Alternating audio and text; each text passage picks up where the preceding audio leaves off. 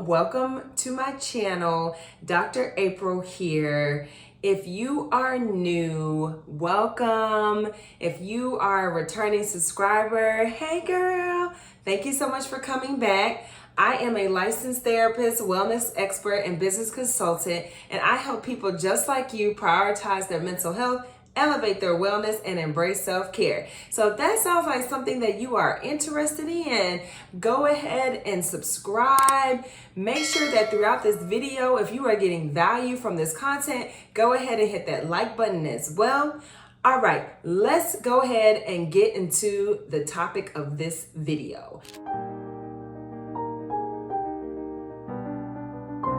I cannot believe it. We are already at video number 6. Oh my gosh. So there are 2 more videos left in this series. And the last video, we talked about how to respond to microaggressions. So if you watch that video, you're like, okay, Dr. April, you gave us some really good tools. Okay, this sounds great, but you know what?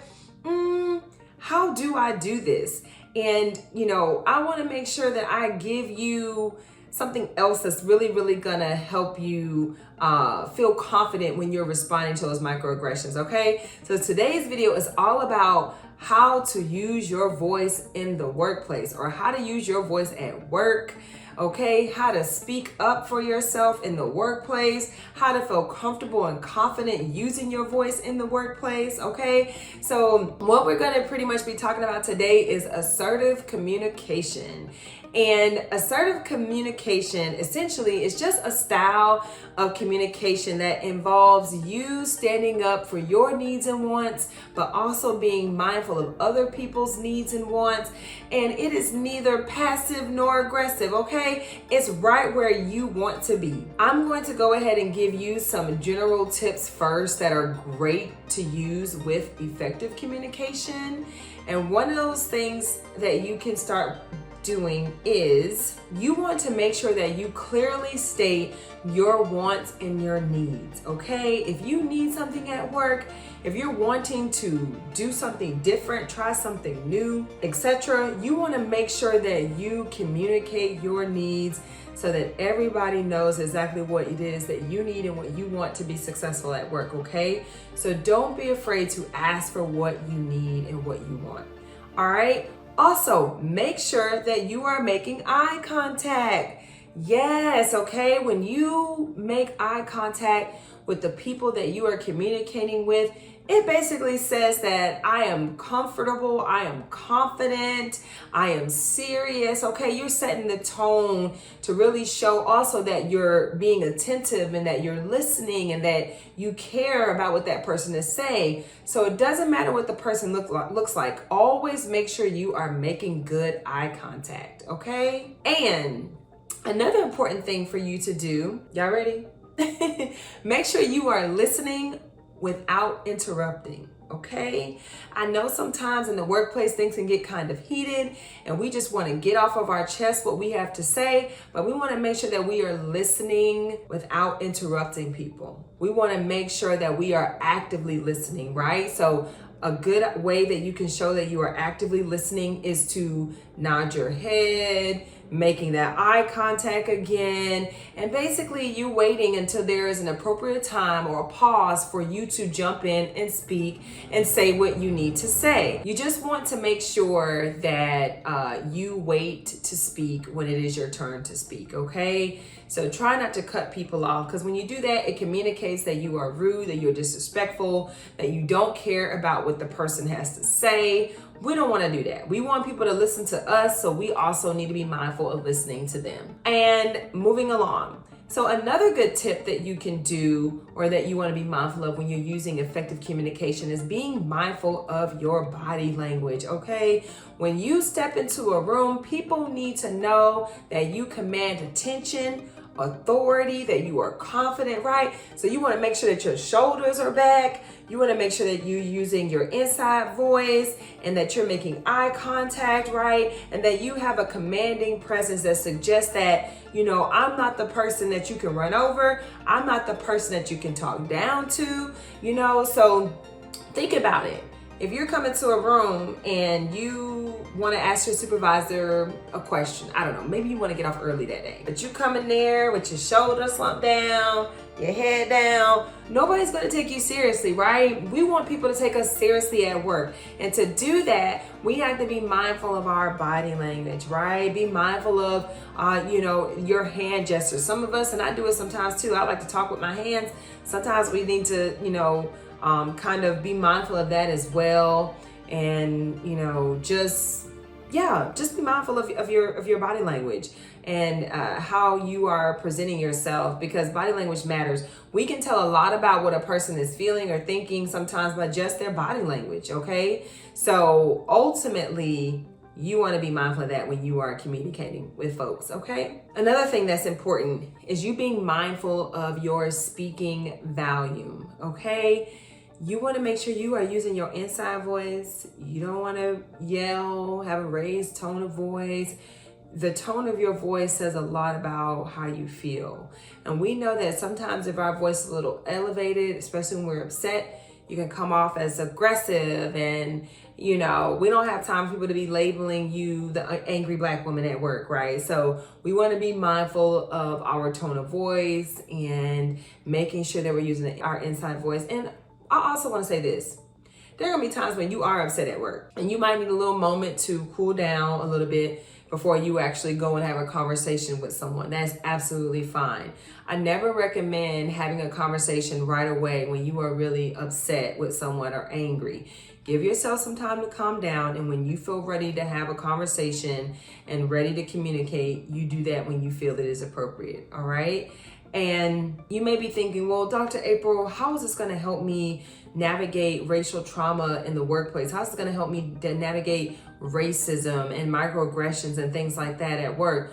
Well, when you think about it, as mentioned in the previous video, when we talked about responding to microaggressions, a lot of navigating racial trauma in the workplace requires that you have great communication skills, right? That you know when and how to address a microaggression and what type of tools and techniques to kind of utilize. But it really boils down to a lot of it is communication centered.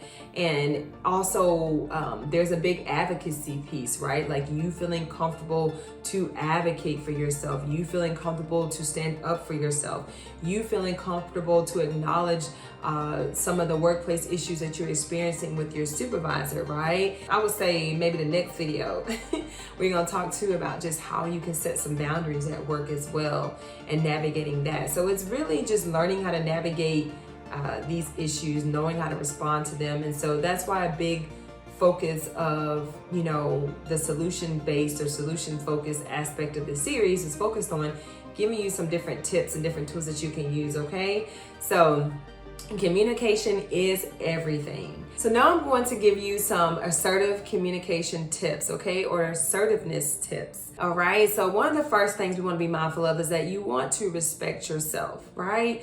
So if you know you have needs, you have wants, you have desires, there's some things at work that you are unhappy with, it is your responsibility to speak up and stand up for yourself, okay? And also, you respecting yourself means that you are mindful of your needs and your wants, and you don't ignore what you need and what you want to appease other people, but instead, you are mindful of what it is that you need and what you want, and that you advocate for yourself, okay? And you also respect yourself when you are using assertive communication. You don't have to come across as aggressive. You don't have to be passive, let stuff slip by you, ignore it, etc. No, you use the voice that God gave you to express yourself.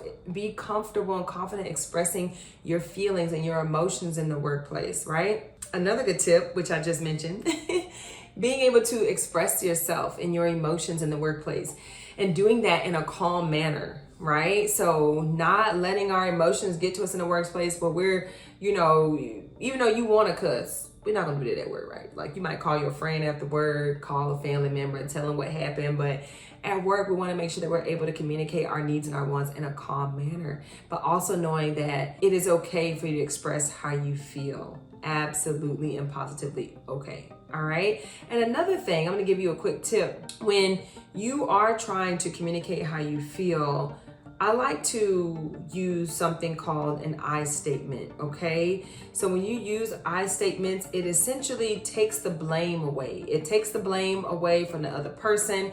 You don't come off as attacking or being offensive. So for example, an example of an I statement, you would say I, then you would put feel. So I feel blank. I feel blank when you blank. For example, in the workplace, you might say, I feel frustrated when you send me an email asking me to stay late after work unexpectedly. So in that statement, you're saying how you feel frustrated, you're letting that person know why you're frustrated and what they've done to cause the frustration. And then from there, this is a great way for you to communicate how you feel in a non-blaming manner, okay? So try that. So I statements, I feel blank when you blank. All right, try it. Let me know how it goes. All right, another good assertiveness tip, planning what to say. Oh my gosh. So a lot of times when we talk about some of the issues at work, some of these things have been going on for a while now, right? They've been going on for a little minute. You're frustrated, you're tired, you may be angry, not knowing what to do. And a lot of times we just need to sit down and write out what you want to say. Jot it down. What do you want to say to your supervisor or your colleague? What do you need to get off of your chest? Write it down, okay? And then after you write it down, you get it out, etc. Then try to figure out a way to communicate your concerns in an assertive manner, right? So for example, this is what I like to tell people to do, because sometimes a lot of our communication at work, we may have some dialogue face to face, but a lot of times we communicate a lot virtually, right? In email. And one of the things that I started doing, which is so cool, you can definitely try this. You can basically type out what you want to say in the email, right? It may not be as nice or as assertive as you would like it to be, but then take that paragraph or that email that you wrote, copy and paste it into some type of AI like database or portal platform like ChatGPT. I like to use Magic Write in Canva, or you can use Google has Gemini or Gemini. I'm not sure how they pronounce it, but put it in AI and say, hey, take this email, take this paragraph and make me sound courteous and assertive. I promise you, the AI is going to make you sound super professional. Okay, taking the guesswork out of it. So if you are not using AI to send your emails professionally, you're missing out. Definitely do that. Definitely try that. I promise that it will definitely help you. Okay, so I do that. Now, the last assertiveness tip that I have for you, say no when you need to. Say no when you need to. You don't have to say yes to everything at work, okay?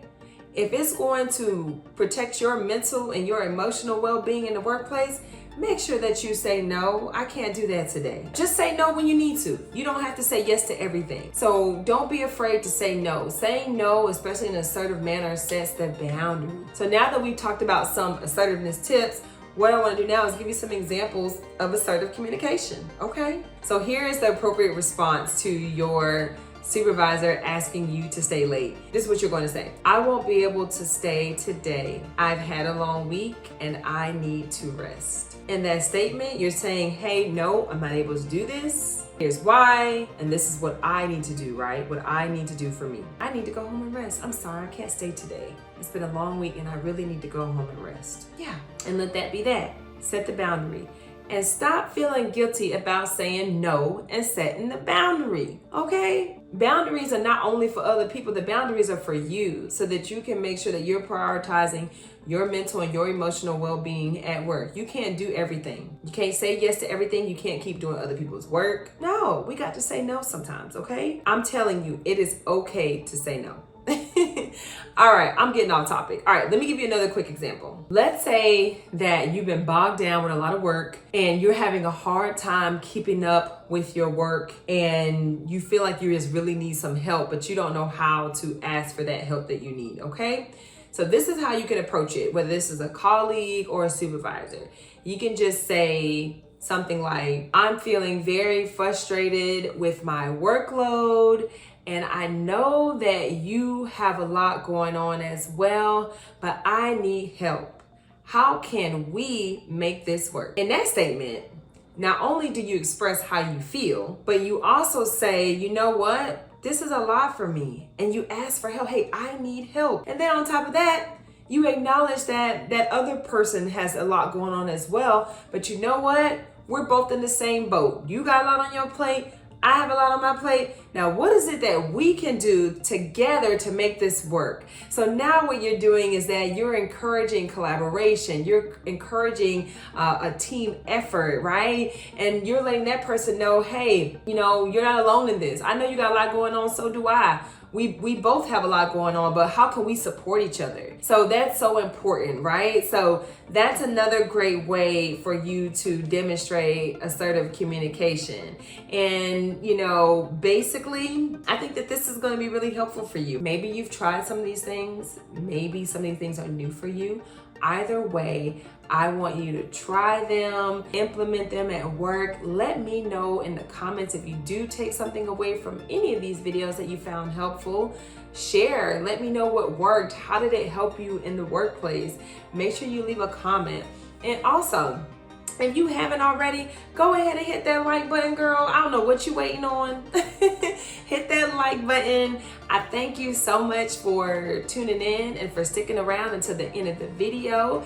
And, you know, basically, this is what I'm here for. This is what I love to do. I love helping Black women just navigate workplace issues, and in general, just helping us to improve our mental health, our wellness, and our self-care. It is so important. And so that's basically what you're going to be getting from this channel. And so if you are getting value from this content, oh my gosh, please share it with a friend, a family member, someone you think that can benefit from this kind of content that I'm creating. And then also, I just want to share that I love coffee. I love coffee. If you love coffee too, hit that like button. If you love coffee, I don't know, drop a coffee mug in the comment box.